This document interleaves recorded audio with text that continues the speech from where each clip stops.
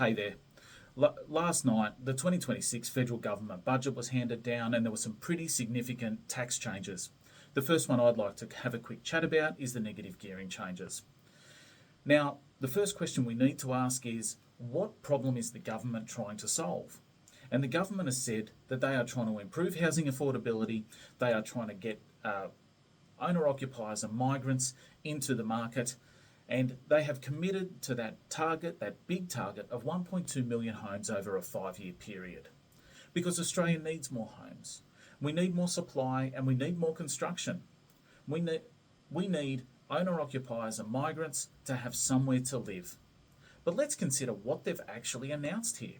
From 1 July 2027, negative gearing on residential property will be limited to new builds.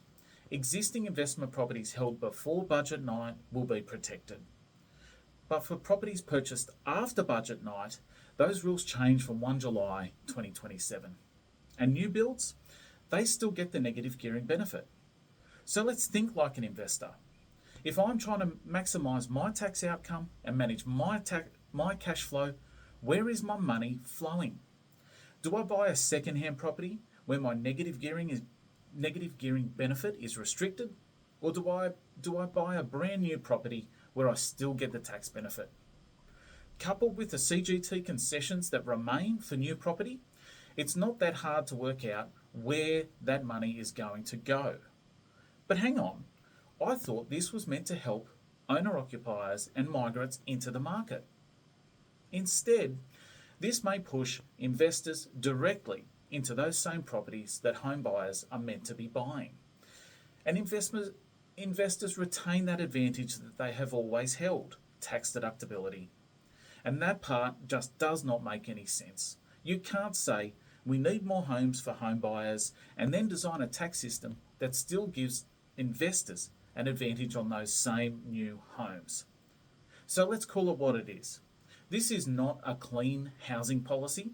This is a tax measure dressed up as a housing solution. And if we believe the spin without looking at the numbers, then we are kidding ourselves. The practical question is simple.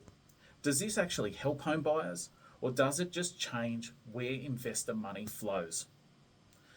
I love property investment, but the fact that these clowns are saying that this is supposed to help owner-occupiers and migrants get into their own homes, and that this is meant to help them get into the market, the lunatics are running the asylum, and the results will be diabolical for our wonderful country. I'm TC, and that's my 2 cents.